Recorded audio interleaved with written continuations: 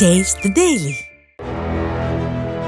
கடலூர் மாவட்டம் வேப்பூரில் உரிய அனுமதியின்றி சட்டவிரோதமாக 2 இடங்களில் இயங்கி வந்த சமையல் எரிவாயு சிலிண்டர் குடோன்களுக்கு அதிகாரிகள் சீல் வைத்தனர். உணவகங்கள், சிறு குறு நிறுவனங்களுக்கு சிலிண்டர்கள் சப்ளை செய்யப்பட்ட அந்த குடோன்களில் இருந்து மொத்தம் 277 சிலிண்டர்கள் பறிமுதல் செய்யப்பட்டன.